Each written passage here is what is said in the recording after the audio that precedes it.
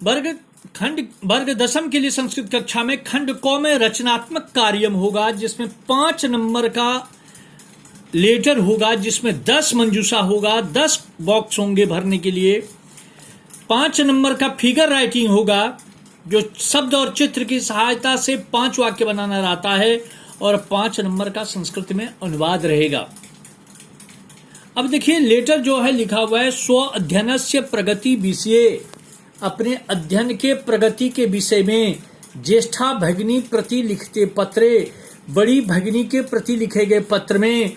रिक्त स्थानानि मंजूषाया प्रदत्त पदे, रिक्त स्थान को मंजूषा के दिए गए पदों से पूरा करके लिखें। अपने अध्ययन की प्रगति के विषय में अपनी बड़ी बहन को लिखे गए पत्र के रिक्त स्थानों की पूर्ति मंजूषा में दिए गए शब्दों की सहायता से करें। ये 10 शब्द है इसमें, 1 2 3 4 5 6 7 8 9 10। लेकिन इस मंजूषा में ये गलत दिया गया है, ये इसका शब्द नहीं है, ये कई दूसरी जगह का प्रिंट है। पहला होगा पूज्य पितृचरणा, पूज्य पितृ महाभागा चरण वंदना। उससे पहले जगह का नाम होगा गाजियाबाद।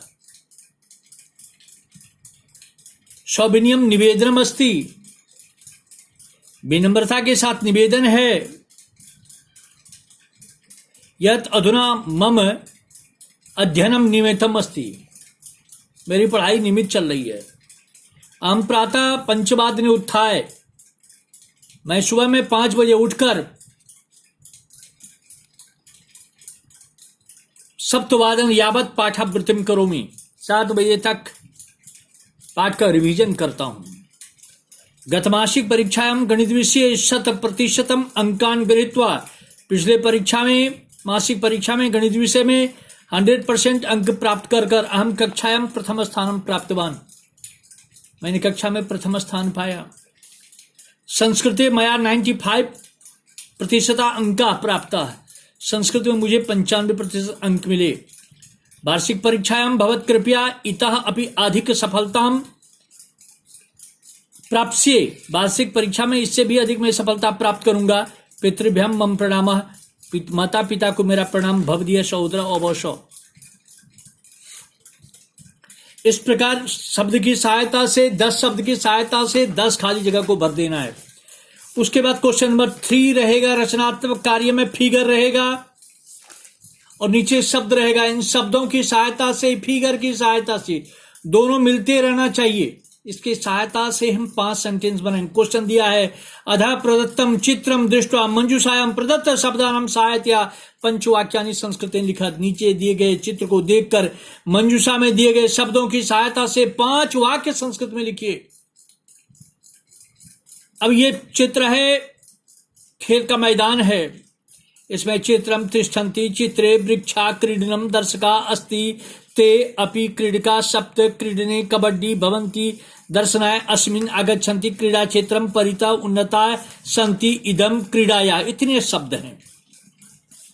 अब इसको उठाते हैं।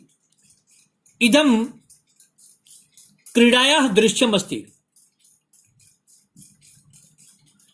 इदम क्रीडाया दृश्यम अस्ति, यह क्रीड़ा का दृश्य है, यह खेल का दृश्य है। क्रीडायाम, कबड्डी क्रीडायाम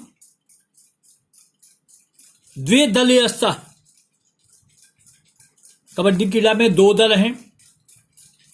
प्रत्येकम दले सप्त क्रीडकाः कबड्डी क्रीडन्ति,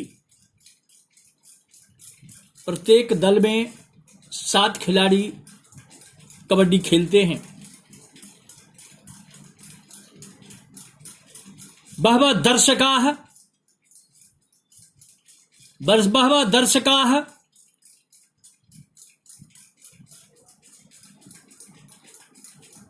क्रीडां दर्शनाय आगच्छन्ति, बहुत से दर्शक खेल को देखने के लिए आते हैं।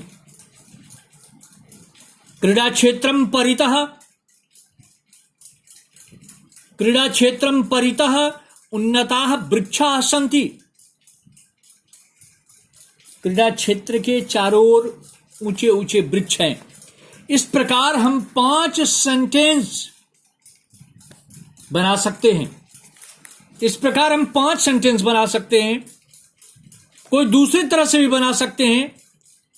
अस्मिन् चित्रे क्रीडा क्षेत्रम अस्ति, क्रीडा क्षेत्रम परितः वृक्षा सन्ति,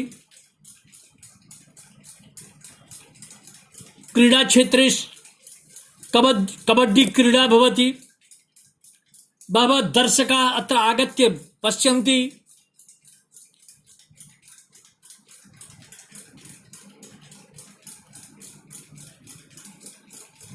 क्रीडने सप्त क्रीडका भवन्ति, प्रत्येक दले सप्त क्रीडका भवन्ति। तो इस प्रकार ये नहीं कि हम जिस आधार से गए हुए अलग अलग बच्चे अपने तरह से इसे लिख सकते हैं, बल्कि संबंधित इसी का होना चाहिए। ये नहीं कि हम अपने मन से लिख दें, इसी संबंध से रहना चाहिए, तब जाके इसका क्लियर होगा।